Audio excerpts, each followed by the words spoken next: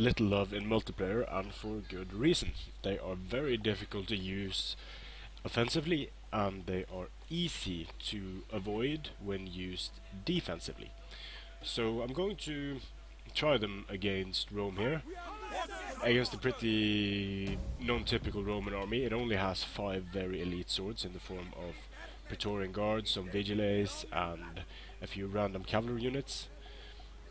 I don't know what the idea was, but maybe he prepared for chariots and he wanted to... This might even be the default army, I'm not sure. But these Socii can, I think they can stop, very heavy shock cavalry can stop chariots. Maybe that was the idea.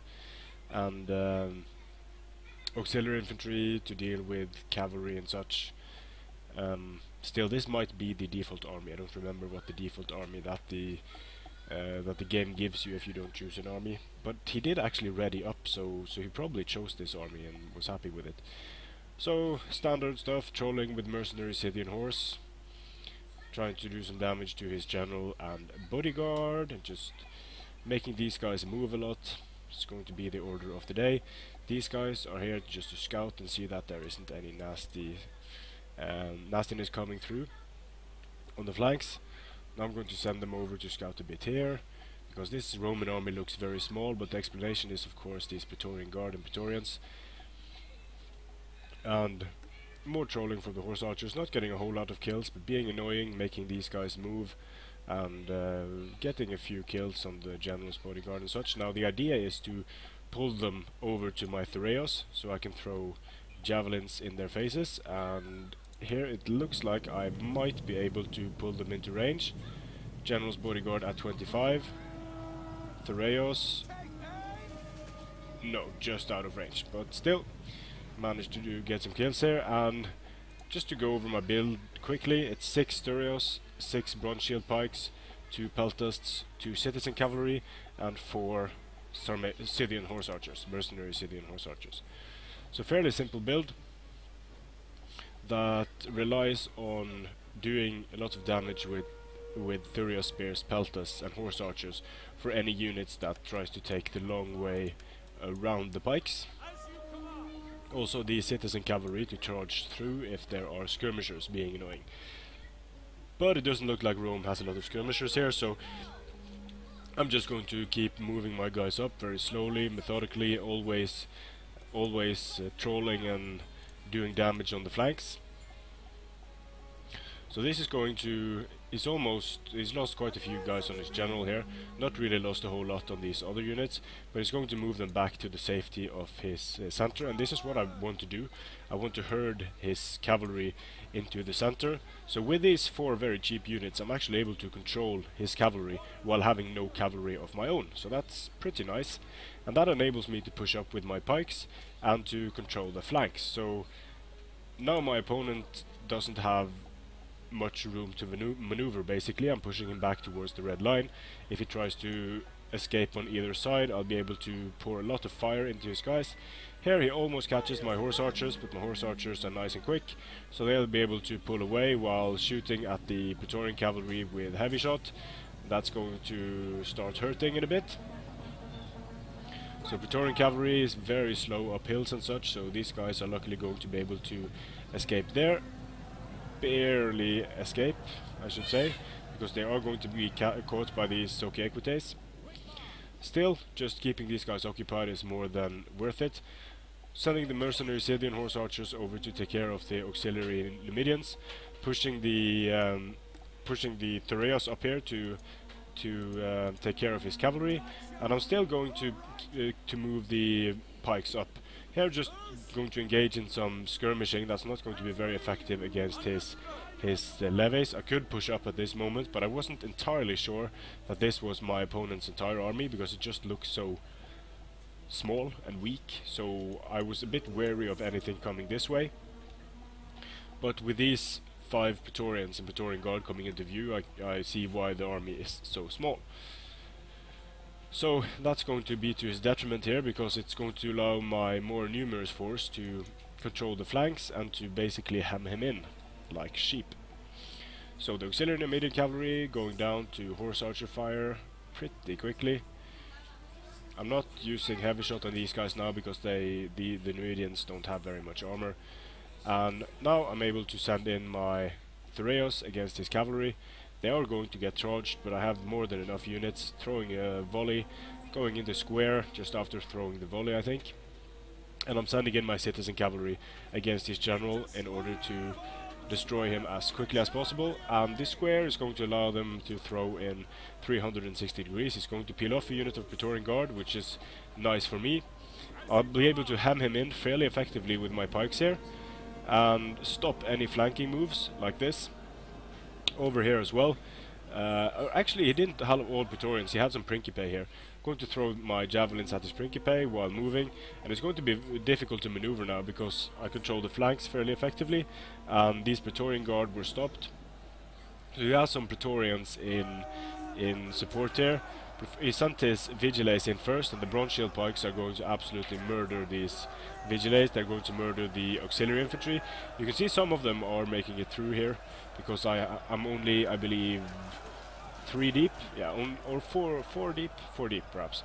So I'm not going to be able to stop all the guys from getting through. But horse archers and Thoreo spears in square fighting against cavalry is going to make it very difficult for the cavalry to survive, and they are dying quickly. Same here, square, pinning them with the square, and then using these Bronze Shield Pikes to push into the backs of the Praetorian Guard. Now I'm not using the spam click trick here. It would be a perfect moment to use it, but this is going so poorly for the Praetorian Guard that I'm actually not going to use that trick.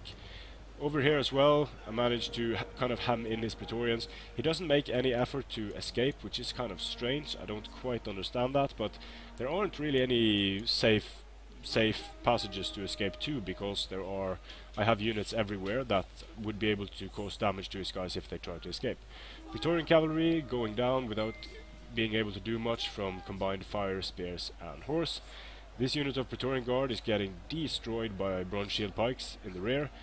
And now it's just a matter of getting rear charges in against these Praetorian Guard, and that's going to end the battle for Rome. Praetorian Guard going down, dead. So the combination heavy shot and pikes together, pretty deadly. Of course, I am expecting comments to the effect of, well, your opponent didn't really flank in this battle, and that's true. He took the pikes head on, and that's what you don't do against pikes. So, still, the build that my opponent brought it's hard to make it effective because I outnumber his effective sword infantry.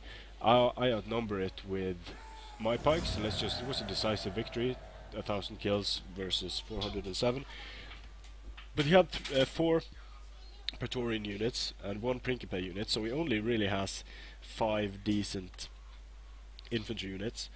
And a pretty strange mix of cavalry and low-tier infantry. I don't quite see what he was planning to do against Pontus with this army. Maybe it was dealing with chariots. That might be a possibility, dealing with chariots and then mopping up the rest of the Pontic army. But when taking on these pikes head-on, it was going to be a very bad day to be a Roman. Got to quite a few kills on all of them. This is by no means an army I would bring a lot, it's just something I wanted to try. And against Roman infantry spam that flanks and that moves all their different units separately and micros them well, it's going to be an absolute nightmare to use this army, because I probably won't have the time to do enough damage with my skirmishers. I don't have enough infantry to stop the flanking from happening. The bronze shields are going to be isolated and killed one by one. But still, pikes can work, but only if your opponent allows them to. Basically, that's the factor, the main factor. If your opponent allows your pikes to work, they can work very well.